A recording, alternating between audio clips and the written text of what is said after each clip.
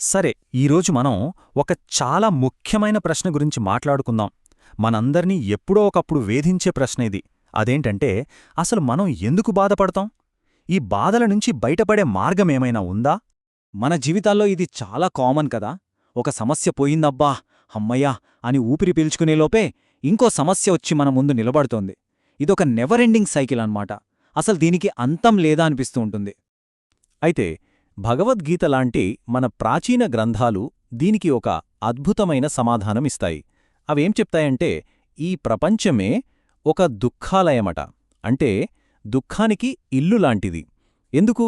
ఎందుకంటే ఇక్కడున్న ప్రతీది, అంటే ప్రతి వస్తువు, ప్రతి మనిషి, ప్రతి బంధం అన్నీ కూడా తాత్కాలికమే. అయితే చూడండి, ప్రపంచం తాత్కాలికమవడం అసలు సమస్య కాదు. అసలు సమస్య ఏంటంటే, ఆ తాత్కాలికమైన వాటిమీద మనం పెంచుకునే అటాచ్మెంట్. అదే మన బాధకి అసలైన కారణం.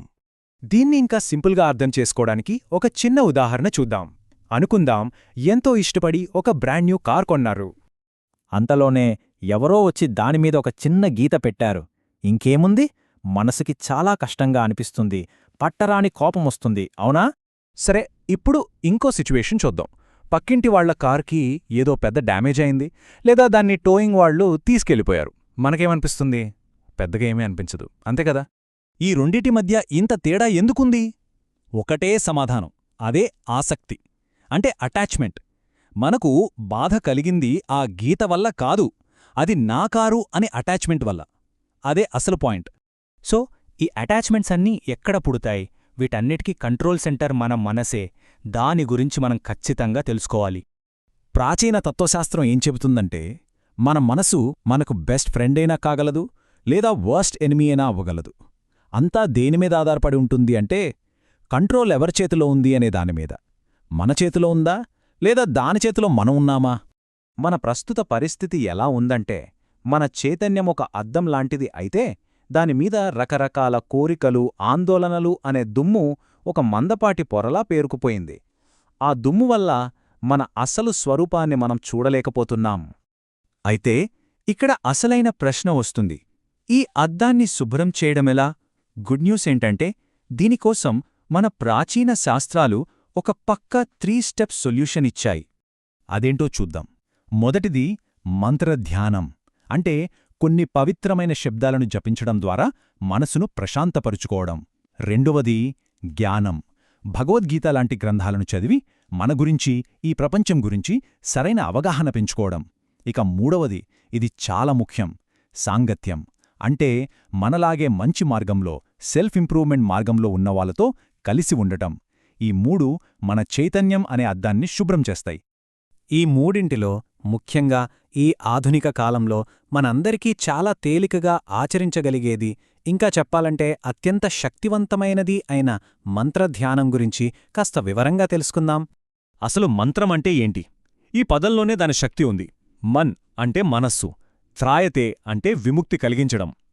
సింపుల్గా చెప్పాలంటే మనసుని ఈ అనవసరమైన ఆలోచనల వలయం నుంచి, బాధల్నుంచి విముక్తి చేసే ఒక సౌండ్ టూల్ అన్నమాట. ఈ కలియుగానికి ప్రత్యేకంగా సూచించబడిన మహామంత్రం హరే కృష్ణ మహామంత్రం. 16 పదాలతో ఉండే ఈ మంత్రం మనసులో పేరుకుపోయిన మలినాలన్నిటినీ తొలగించడానికి ఒక అద్భుతమైన సాధనం. మరి దీన్ని ప్రాక్టికల్గా ఎలా చెయ్యాలి? చాలా సింపుల్. స్టార్ట్ చేయడానికి ఇక్కడొక చిన్న గైడ్ ఉంది, చూద్దాం. దీనికి మనకు పెద్దగా వస్తువులేమీ అవసరం లేదు. కేవలం ఒక నిశ్శబ్దంగా ఉండే ప్లేస్, మనల్ని ఎవరూ డిస్టర్బ్ చేయని ఒక 15-20 నిమిషాల సమయం, సౌకర్యంగా కూర్చోడానికి ఒక కుర్చీ లేదా కింద ఒక దిండు ఉంటే చాలు. వీలైతే లెక్కించుకోవడానికి ఒక జపమాల కూడా వాడుకోవచ్చు. ఒక్క చిన్న సలహా, బెడ్ మీద కూర్చుంటే నిద్రవచ్చే అవకాశం ఉంటుంది, సో అది అవాయిడ్ చేస్తే బెటర్. ప్రాసెస్ చాలా సింపుల్. ముందుగా వెన్నెముకను నిటారుగా పెట్టి కూర్చోవాలి. ఆ తర్వాత మంత్రాన్ని స్పష్టంగా, బిగ్గరగా పలకాలి. అన్నిటికన్నా ముఖ్యమైన స్టెప్ ఏంటంటే, మనం పలుకుతున్న శబ్దాన్ని మనసు పెట్టి వినాలి. మనసు అటూ ఇటూ వెళ్లడం సహజమే. అలా వెళ్లిన ప్రతిసారీ దాన్ని సున్నితంగా మళ్లీ ఆ శబ్దం మీదకు తీసుకురావాలి. అంతే. ఇక్కడ ఒక చాలా ఇంట్రెస్టింగ్ పాయింట్ ఉంది. ఈ ప్రాక్టీస్ జీవితంలో సమస్యల్ని వాయం చేయదు, రోడ్డు మీదున్న గుంతల్ని పూడ్చదు. మరి ఏం చేస్తుంది? మనం ప్రయాణిస్తున్న వాహనాన్ని అప్గ్రేడ్ చేస్తుంది. అంటే ఒక ఆటోరిక్షాలో వెళ్లే ప్రయాణాన్ని ఒక మర్సిడెస్ బెంజ్ ప్రయాణంగా మారుస్తుంది. రోడ్డు అదే అయినా మన అనుభవం పూర్తిగా మారిపోతుంది. కాబట్టి మనం గుర్తుపెట్టుకోవాల్సిన విషయమేంటంటే, ఈ జీవితం అనే రోడ్డు మీద గుంతలు, ఎగుడుదిగుడులు ఎప్పుడూ ఉంటాయి. వాటిని మనం తప్పించుకోలేం. కాని అసలు ప్రశ్న మనం ఏ వెహికల్లో ప్రయాణిస్తున్నాం అనేదే.